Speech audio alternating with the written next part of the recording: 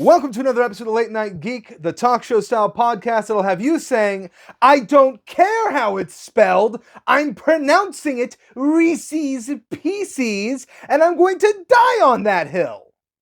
We've got a lot to talk about today, so let's get started. Coming from the company that has never seen a single episode of Black Mirror, comes the new flame-throwing robot, available for purchase for less than $10,000. This adorable mechanical canine companion can help you immolate your enemies from a distance, all for less than the price of a used car. This news, compounded with the fact that Boston Dynamics just showed off their newest humanoid robot, means that we're already thinking ahead, so that our future robot overlords can have pets! Some new images from the surface of Mars reveal what seem to be large black spiders on the planet. To combat this potential threat on future manned missions, NASA and SpaceX are working together to construct a very large rolled-up newspaper for the astronauts to take with them. I always thought that might be cool if in my lifetime trips to Mars would be possible, but if there's giant spiders on Mars, no thank you! I'm sure a couple years ago you remember when this image was going all over the internet. Everyone was arguing on whether or not this dress was blue and black or white and gold, and the guy who actually took the picture is back in the news again. For strangling his wife! I know a lot of us got heated in this argument, but this is insane!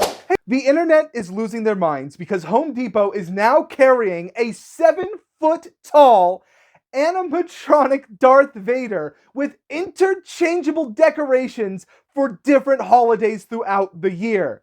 I seriously need one of these, but I have tried to find them at Home Depot and they sell out so stinking fast. It's ridiculous how hard these things are to find, but I guess I can just settle for someone from the 501st Legion coming and standing on my lawn in the months of October, November, and December. Chili's announced that by the end of 2024, they will be closing their doors permanently. And you know what? It serves you right, because you got rid of the classic chicken crispers. I have been eating these things since I was like 4 years old. It's the only thing I ever ordered from your restaurant, because all the rest of your food was so incredibly mediocre, and I could get a much better version of it at a million other different stores. But these original chicken crispers were the bomb. These were the best thing you made, and unique to your store. Chili's doesn't deserve to have these restaurants because they don't do anything special anymore because they got rid of the chicken crispers. Also, you couldn't keep your restaurants clean, didn't pay your people enough, and your work environment was toxic. Whatever, but the chicken crispers is what really has me mad. Funko announced a brand new video game called Funko Fusion. In a universe-hopping adventure to stop evil from corrupting various worlds, there is a massive amount of playable characters and worlds you'll get to explore from all sorts of different studios and companies and publishers, including Jaws, Jurassic Park, Back to the Future. I am so looking forward to this game. Funko is my thing. I have been to both Funko stores. I have hundreds of Funko Pops. I cannot wait to play this game, and it might actually finally get me into the streaming world because I will want to share my joy with people. The next Assassin's Creed game will feature 2 playable characters, one of which being this samurai. Now, if you take a quick look at his complexion, you can see that it caused an uproar on the internet amongst the uneducated. A lot of people are crying that this is just wokeness, just trying to shoehorn in a black character into a game based in Japan. But actually, this is Assassin's Creed's first real historical figure as a playable character. This famous samurai is named Yasuke and has been featured in tons of Japanese literature and movies and television. It's really telling of some of these people on the internet that the moment you just see someone with this complexion, your first thought is, they don't belong there! Maybe you should change that mentality. It was recently discovered that animators in North Korea had been hired to animate sequences from a new anime called Dahlia Bloom. This news also comes shortly after finding out that sequences from Invincible also might have been animated by North Korean animators. Both Japan and the United States have embargoes against anything being imported into our countries that comes from North Korea, including animation. This has somehow made international news and raised tensions between Japan, the US, and North Korea. Are you telling me that World War III might kick off because of anime? But this is absolutely wild because no one actually knows how these animators ended up getting hired in the first place. No one involved in hiring people to animate sequences ever knew that the animators they were hiring were from North Korea. I always had a sneaking suspicion that North Korea's dictator was a weeb. Just look at him. He screams, "I live in my mother's basement." A couple weeks ago, as a promotional stunt for the new film Kingdom of the Planet of the Apes, a bunch of guys dressed up in monkey costumes and rode horses near Golden Gate Bridge. People were taking videos and photos. They were losing their minds. Well, at least the tourists were, because those of us that live in the San Francisco Bay Area were unimpressed. This is not the weirdest thing I have seen in San Francisco. I once saw two pigeons fighting over a human toe, and the pigeon that won choked to death on it. I once saw a man rollerblade down the street in a neon green thong and a Darth Vader mask. No joke here, once at Fisherman's Wharf, I saw an 80-foot tall man emerge from the water to steal a building from a redneck. I'm serious, that wasn't a joke. That was the scene I was in Ant-Man and the Wasp. That's the back of my head there. Recently, Winston Duke said that he wants to play Batman in James Gunn's DC universe. And you know what I have to say about that? He'd be perfect! Look at this guy! He's got the physique for it. He can play both dignified and classy Bruce Wayne, as well as brutal and intimidating Batman. I don't think I know an actor that is more perfect to play Bruce Wayne right now than this guy. And I know a lot of people are saying, oh, Jensen Ackles should play Batman. Have you seen Supernatural? He's not a great actor. Before you Supernatural nuts come after me, I love Supernatural, great show. He's not a bad actor either. He's just okay. Winston Duke, much better. At a recent commencement speech, Jerry Seinfeld formally apologized for the sexual tension between Barry B. Benson and his human female companion. He said that it was a miscalculation, but he wouldn't change a thing. That doesn't sound like a real apology, Mr. Seinfeld. And maybe you should have apologized for how you treated this man in that film. As far as humans know, until Barry B. Benson broke the law, bees were just mindless insects and could literally kill him in a painful way. Can you really blame him for not wanting to have a bee around him, especially when that bee stole his girlfriend? And I know the pain of losing a romantic partner to an insect, because the girlfriend I had before I met my now wife left me for a cicada. Ahmed Best, the actor who played Jar Jar Binks in Star Wars, says that he wants to do a Jedi version of John Wick. Not everyone knows that Best has played two characters in the Star Wars universe. He also played the Jedi that saved Grogu's life. And frankly, I would love it for him to get a second chance to play a really awesome character in the Star Wars universe. A Jedi John Wick sounds amazing. But only if he gets a chance to kill Jar Jar Binks in it. Like Jar Jar's gone full Imperial officer and Best gets to mortalize him. This weekend, I went and saw the new movie If, and frankly, I was very pleasantly surprised. If is a heartwarming tale about overcoming grief and not letting your inner child die. Both the live action and the voice performances in this film were amazing. The character designs were gorgeous. The story was heartwarming, and if you have a chance, go see If, because it deserves to be seen in theaters. And now, a word from our sponsors. Hi there! You might have noticed that during the course of this episode, I have been wearing this absolutely stunning Pac-Man suit and tie. This suit was sent to me by our sponsors for this episode, the amazing people over at Oppo Suits. You might have seen Oppo Suits in stores. They're the ones that sell those awesome Christmas sweater style suits. But they also have officially licensed geeky suits, like this here Pac-Man suit. They have Super Mario suits, and much, much more. And if you like what you're seeing, and I'm talking about the suit itself, not the man inside it, head on down to the link in the description below and check out Oppo Suits today. Thank you again, Oppo Suits, for sponsoring this episode, and back to the show. All right, we have an exciting guest today, so without further ado, let's get to the interview. Oh, by the way, for the next few episodes, my hair and beard are going to be much longer in the interviews because I film my interviews ahead of time, and I got a haircut and beard trim since then. So I don't have a glandular disorder. I'm fine. It's just, you know, the order in which I film stuff. Tonight we have a very special guest. He is a content creator and poet, and he goes by the name Nav The Poet. How are you doing tonight, Nav? I'm doing well, man. How are you? I'm doing great. So I always like to ask this question of the content creators. How did you get started on TikTok? Yeah, it's a fun story. So I have been, as you mentioned, I'm a poet, so I've been writing and performing since 2011, and around 2019, which is when TikTok really started to gain like mass appeal. Um, I just figured, oh, it's another platform for me to share my art, share my work. So, I after being reluctant to it for a while, because it had this reputation of just being like a dancing app or whatever. But finally, I was like, whatever. It's just another potential avenue for people to discover me, and I started posting, with my poetry on the platform, and then gradually, as the platform itself developed and all these communities developed, I expanded to, my other interests. That's cool. So, how did you start making the film content that you make? Because you do a lot of your poetry, but you also do film reviews and talking about how we watch movies. Yeah, I mean, basically seeing people sharing their opinions, their reviews, their thoughts and analyses of films. At that time, the MCU was still in its like just the mass adoration of it was still so like that was a big part of conversation, right? I think actually it was WandaVision.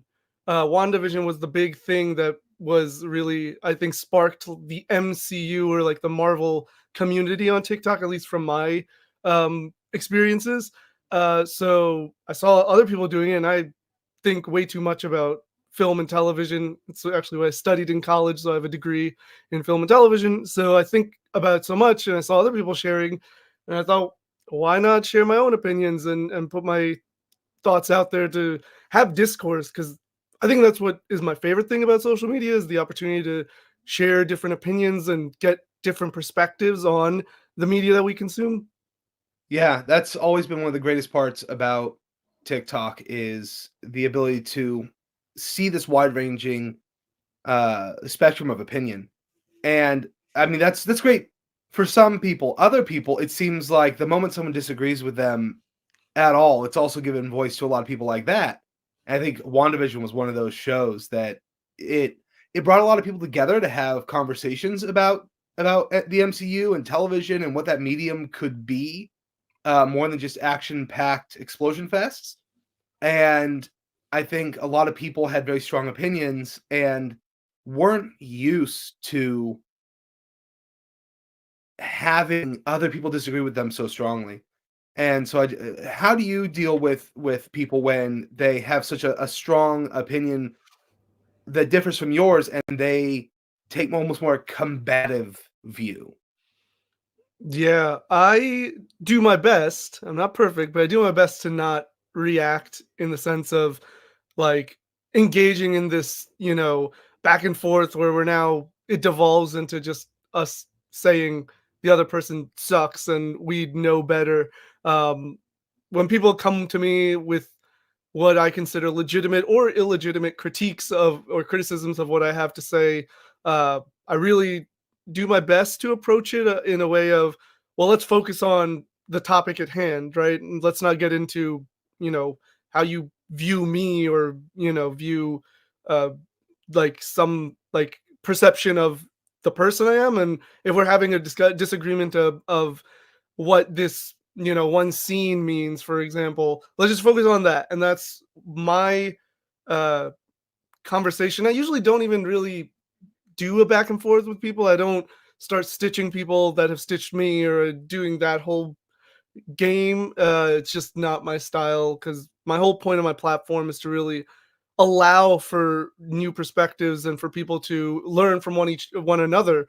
So me engaging with someone in that way, like a continuous back and forth, I might respond once and then I just let it go. If they don't respond, then I'm like, cool. If they do respond and it just shows like, okay, both of us have our opinions and we're not going to really come to any sort of understanding, that I just let it go. But yeah, I may respond once to people, or I mostly use it as an opportunity to maybe have a conversation about the overall like misunderstandings that are happening. I know a lot of times that people will go on the personal attack, the ad hominems really fast, and I think we're both in kind of a place where, uh, you know, we both express our faith a lot Yeah. in things, and when you do that, people have presuppositions about you uh that they will take into that and use that as ad hominem. I can't tell you how many times people have, you know, assumed something of me because I'm that Christian geek, and I'm seeing how people also do the same thing with you, where they assume because of your faith that they have these presuppositions in their head. So how do you separate, okay, this is film critique, and then these are the posts about my faith? Because sometimes they do come together. Sometimes you're talking about representation of your faith in film. So how do you keep those separate when they need to be separate, and bring them together when they need to be brought together?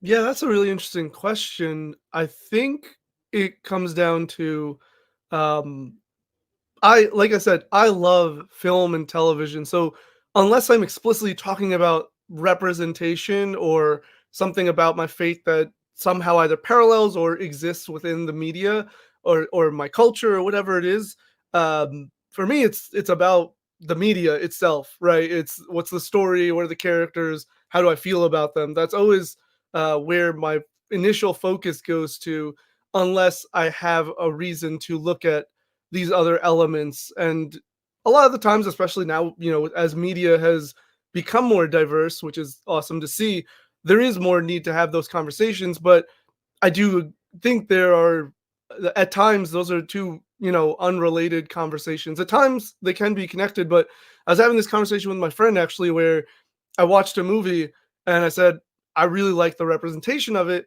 but the movie itself I didn't think was so great. I thought maybe it was like entertaining, but nothing special. Whereas I saw a lot of people saying they really loved it. And we were having this kind of like disagreement because I guess they felt maybe like the representation can somehow sometimes, and that's totally fair, but it'll for them it enhances the quality of the film, which I get, and sometimes it does for me too.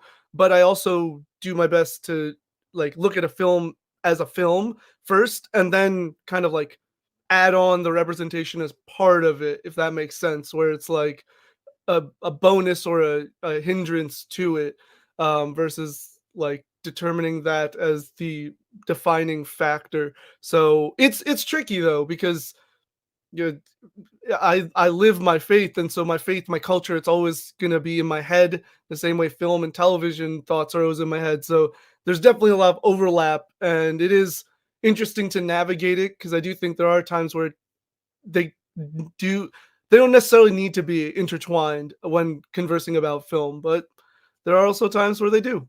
I totally get that. I'm right there with you, where, my faith is so intertwined with how I think on a daily level. It informs our lives. I think a lot of people, who live in more of a secular mindset, don't get that as much, even though their secular mindset also intertwines how they think. So it I try to relate it to that. Like, everyone has the way they live their life, and there's going to be something at the core, and that's going to be something that interprets how you watch everything. Even when I'm watching, you can't help it, Yeah. because it's who you are at your core.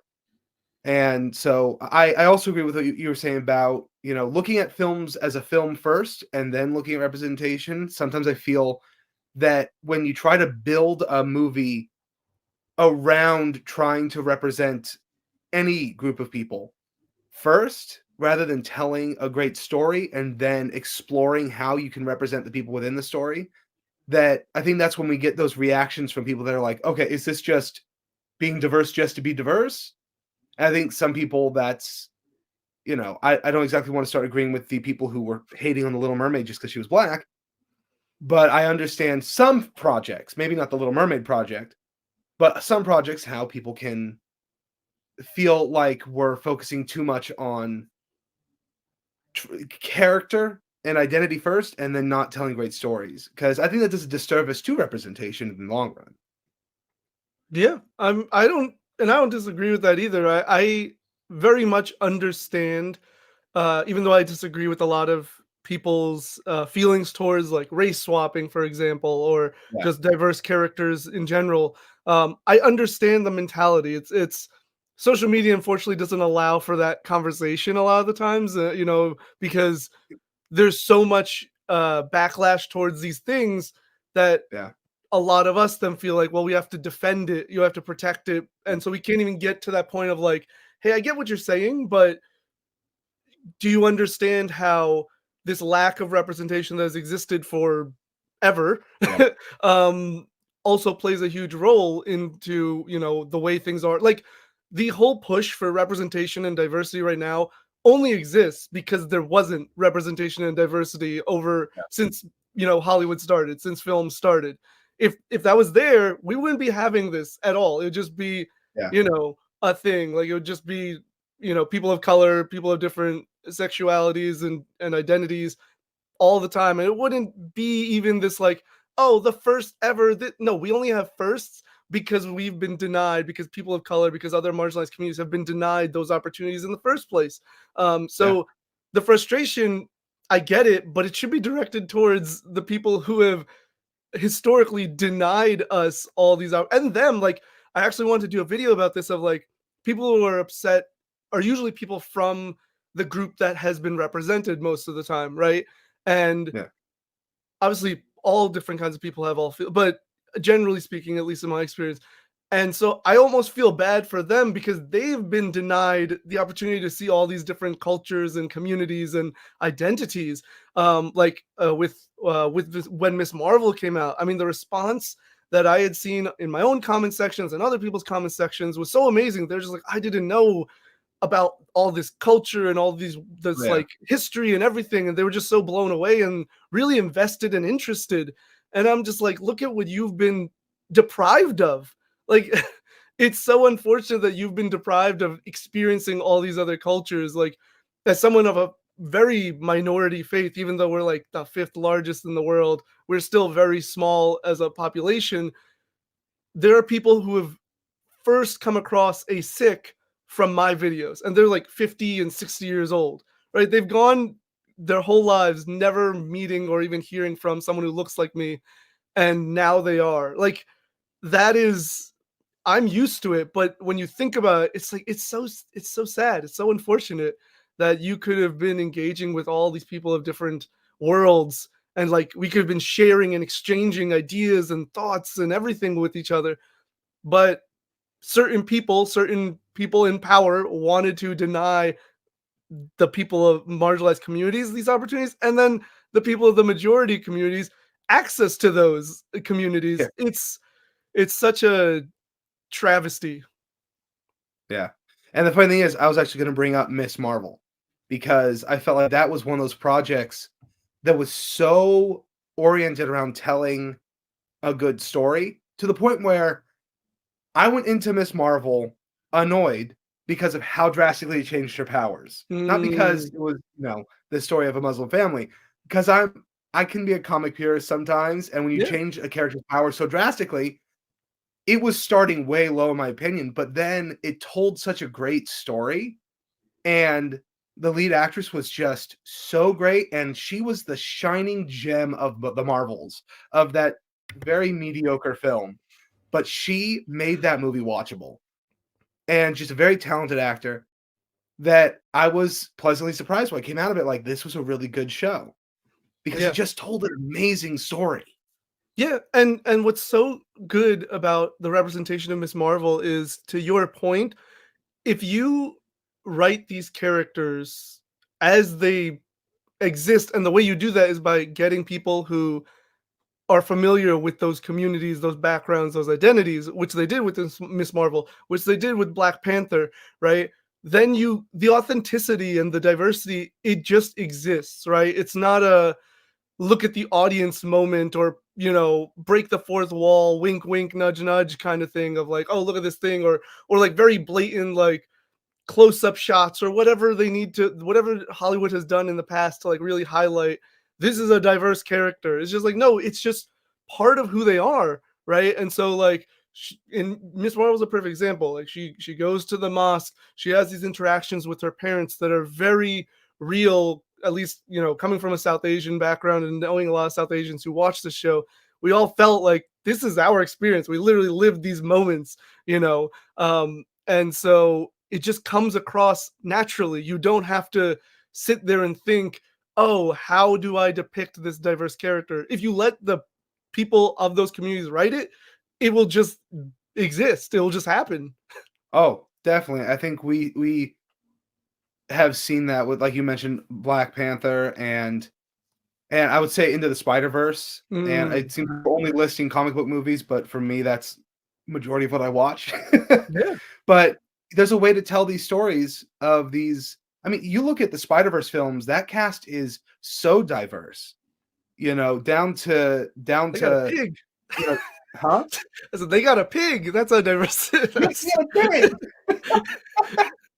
But no, but I mean, you have Penny Parker, who's Japanese. You have your Black and Puerto Rican main character. You have a Irish Mexican, you know, kind of heroic antagonist in the second one in Spider-Man 2099, which is my favorite mm, Spider-Man because I'm Mexican and Irish, so I can relate to that character.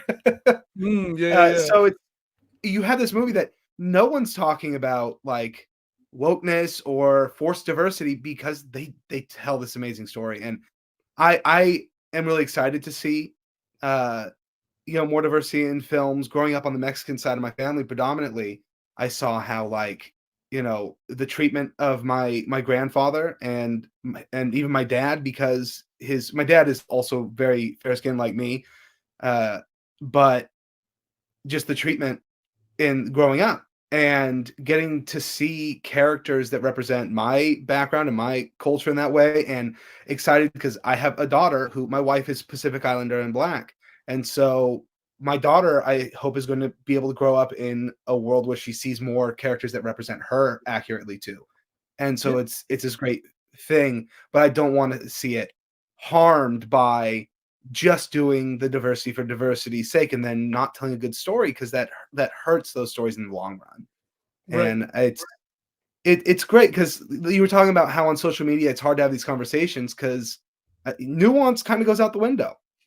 yeah, People don't like nuance. People don't like the spectrum of human philosophy and belief is so wide yeah, and it's just good to make room for people who disagree with us and maybe even disagree with us on some things we might feel are fundamental in a way that we can have a conversation and learn why because a lot of people have a reason why they believe what they believe. right. And that's why when I do make content, even if I like am combating someone's 99% of the time, sometimes I like to be a bit more smug and sarcastic and make funny skits, but 99% of the time, I I know these videos aren't going to do super well, but I that's not why I do them, right? And so I don't do like clickbait type videos or whatever you want to call them. You know, they're like I start off with this really blatantly inflammatory sentence that just, oh, now people are like, I have to watch because what is this fool saying, right? Like that's not my style. You know, I'm just like, hey, let's have a conversation about XYZ. Let's talk about it. I literally will say that in the beginning of my videos. It's like whatever the point is, you know, and I know those aren't going to do well because again, they don't hook people in that way. But the people who do listen, I get to have some pretty strong, like interesting conversations and like meaningful conversations of why I feel this way and why they may feel this way. And I never attempt to like belittle someone's opinions unless I can tell they're being blatantly bigoted. Yeah, That's the only line I hold is like if you just have made it clear, and I don't do that right away. Like if someone says something, I'll usually respond in the comments and kind of like get them to expose themselves. I have some like tricks in like how I ask questions to get people to expose what they feel about it. I usually just say like, "What do you mean?" if I really, and usually they tell them themselves, right? They'll just say like, yeah, "Oh, so."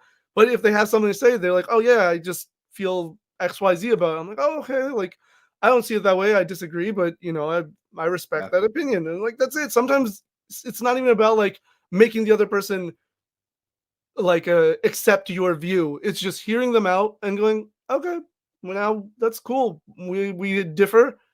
That's literally the beauty of art is that it's subjective and yeah. that everybody can have takes their own thing from it, good, bad, positive, negative, however you want to look at it. But it's just like even with my own poetry, I know that there are people who have negative feelings, don't agree with what I'm saying, and that's fine. I'm totally open to having that conversation. The thing is, most people don't want to have that conversation. And most people just want to be right Yeah. and You know, a lot of conversations there is a right and a wrong side of it, but people are so different that sometimes it's hard to find that. And so I just think so many of us are just obsessed with I need to be right and they need to be wrong. But a lot of times you'll also find there's a middle ground where you might be 90% right, but they have a 10% right that can bring you more to, more correct. Yeah. And so it's important to learn from the people that even we disagree with and to have these conversations. Yeah. And I think you do it very well. I think you keep things really positive, and that's great. And I want to thank you for coming on. This has been such an amazing conversation. I would love to keep talking, but my family's also waiting for me to get back in the house, and I don't want to take up too much of your time. This has been so much fun. Definitely one of the more philosophical conversations I had, and it's been wonderful to have. And I want to give you a chance to just promote yourself, tell people where to find you, any projects you got coming up, any poetry events you got. Yeah, Let them know. so you can find me on social media at Nav The Poet, Nav The Poet, pretty much any main platform. Mostly Instagram and TikTok, those are my two main, but I also have X account and whatever else is out there, I probably have it. um, and then actually I'm performing and also on the panel for this upcoming event in New York City on May 11th. I'll have to double check the date, but it'll be posted on my social media. It's called Six in Storytelling, which is really cool. It's actually a bunch of sick creatives, and just us being on different panels and exploring the different elements of being a creative as someone of the sick faith and our journeys, our careers, our paths. So I'm really excited for that. I'm going to be there, and a bunch of other awesome creatives that I know are going to be there. So again, I think it's May 11th, but check my social media for confirmation of the date and time. I will make sure to add a link to all that stuff as well down in the description below. And this episode should definitely be going out before then, so people get a chance to check it out. And so thank you so much, Nev, for coming on. And this has been a wonderful time. Have a great night. Thank you. Thank you, Nav, for coming on the show and having that awesome conversation. Go give him a follow and check him out. All of his socials are down in the description below.